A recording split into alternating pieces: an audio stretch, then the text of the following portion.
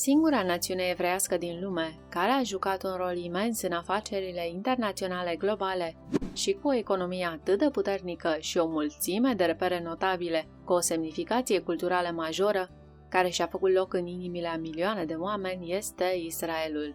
Israelul ocupă un loc înalt printre alte țări în ceea ce privește educația, speranța de viață, inovația, cercetarea, dezvoltarea și fericirea pe care o oferă. De asemenea, are cel mai înalt nivel de viață din Orientul Mijlociu. Vom face o scufundare profundă în această națiune magnifică și vom vorbi despre cât de bogat este Israelul. Dar mai întâi vom trece prin trecutul său pentru a înțelege ce a dus la bogăția și puterea sa incredibilă. Îți place să călătorești și să descoperi lumea? Cu siguranță acest canal îți împărtășește pasiunile. Nu uita să te abonezi și să apeși pe clopoțel pentru a fi notificat de fiecare dată când o nouă destinație te așteaptă. Israelul este cunoscut pentru economia sa puternică și relațiile internaționale importante, dar nu toată lumea cunoaște istoria Israelului și modul în care această mică țară mediteraneană a devenit ceea ce este astăzi. Israelul este o țară mică și relativ tânără, totuși, de fapt, a avut o istorie lungă, foarte tulbure. Țara modernă a Israelului este statul evreu, dar găzduiește și națiunea evreiască, o națiune cu o istorie foarte lungă. Evreii moderni provin din israeliții care au trăit în această țară acum peste 2000 de ani. Israelii au fost cuceriți de alții și exilați din țara lor de mai multe ori în istoria lor. Cel mai recent exil a fost în 70 înainte de Hristos. Au petrecut apoi 2 milenii dorind să se întoarcă în patria lor. În timpul primului război mondial, sioniștii s-au ridicat și au început încercarea de a recâștiga patria evreiască. Mișcarea sionistă este o mișcare naționalistă care crede că Israelul este și ar trebui să fie patria evreilor. Când s-au ridicat sioniștii, britanicii au guvernat țara, pe atunci cunoscută sub numele de Palestina. Sioniștii au presat britanicii pentru recunoașterea Palestinei ca stat evreiesc independent. Cu toate acestea, a trecut încă ceva timp până când Israelul a devenit o țară modernă. În cele din urmă, Israelul a devenit o țară independentă în 1948. De aceea, Israelul este o națiune foarte veche, chiar dacă țara modernă a Israelului este foarte tânără.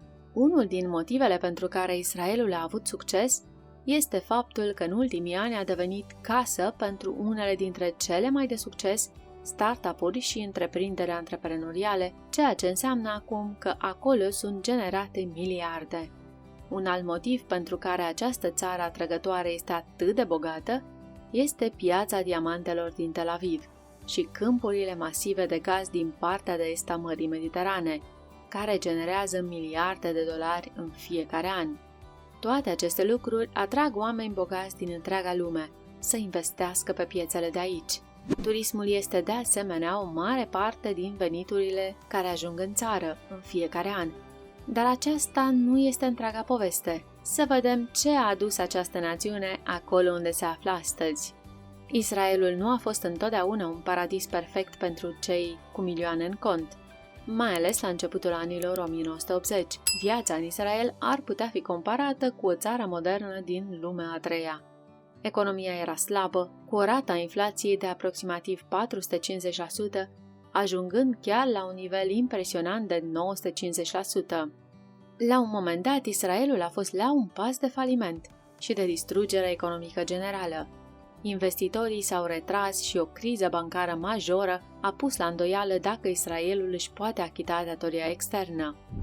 În 1985, lideri israelieni proeminenți s-au adunat pentru a rezolva problema economiei care se prăbușește.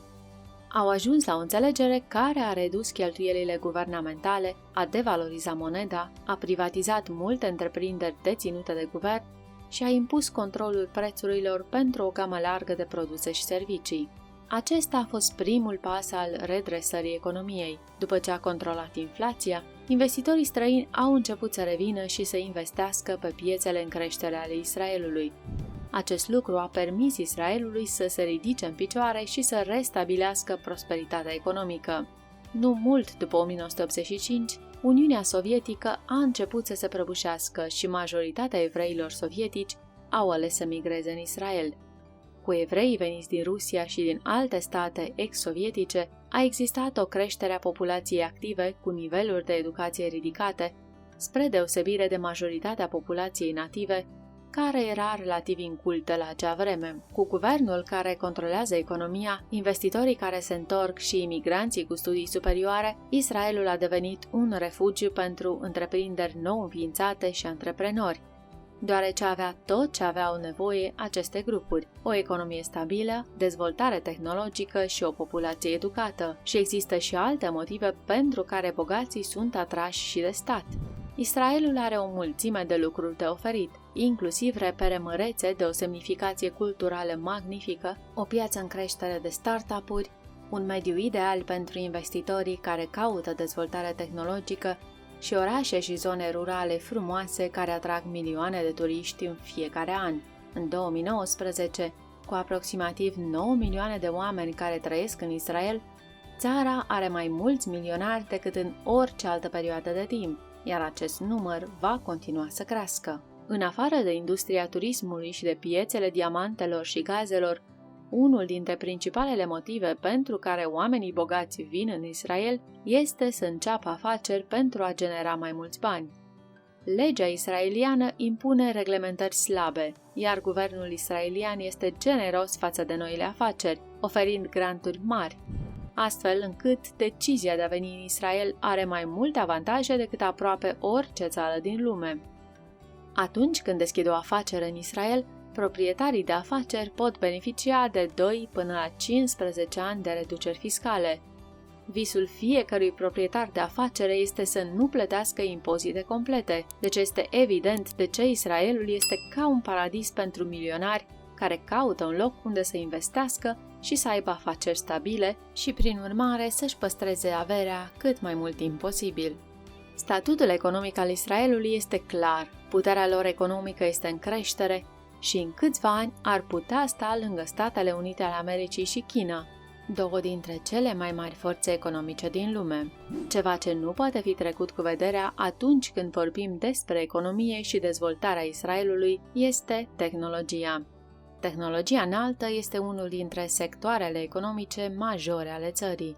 Întreprinderile își sporesc din ce în ce mai mult investițiile în tehnologie, acesta fiind unul dintre motivele pentru care comunitatea de afaceri din Israel este atât de bine dezvoltată.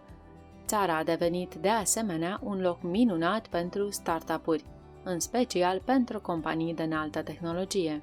Întrucât întreprinderile locale investesc atât de mult în tehnologie, în 2019 Israelul a fost clasat ca a 5-a țară din lume ca fiind cea mai inovatoare.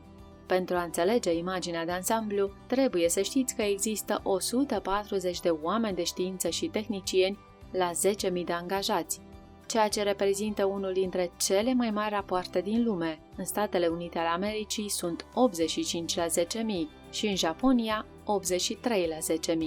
Cât de bogat este Israelul? Ei bine, Banca Mondială afirmă că Israelul este o țară cu venituri ridicate. Nivelul său de viață este semnificativ mai mare în comparație cu majoritatea celorlaltor țări din aceeași regiune. De fapt, nivelul său de viață este comparabil cu cel al multor altor țări foarte dezvoltate. Atunci când se definește bogăția unei țări, există mai mulți factori care ar trebui luați în considerare. Primul este cu siguranță PIB-ul pe cap de locuitor, care în 2018 a fost de $41.164, iar acest număr a crescut în timp.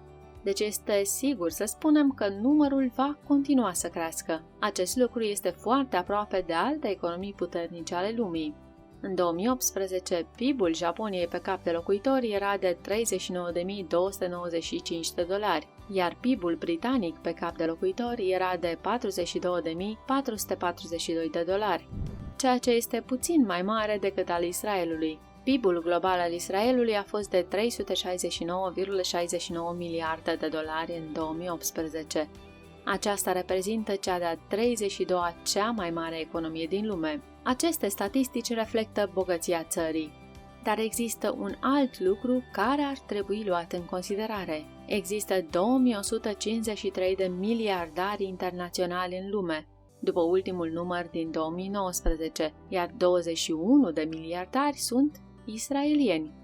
Pe lângă miliardari, Israelul are o estimare aproximativă de 105.000 de multimilionari care trăiesc și lucrează acolo. Pentru a pune acest lucru în perspectivă, Tel Aviv este clasat pe locul 6 în lume, cu cei mai mulți milionari pe milă pătrată, clasându-se deasupra orașelor precum New York, Londra, Miami, Hong Kong și Singapore, care au fost incluse în mod constant în astfel de liste.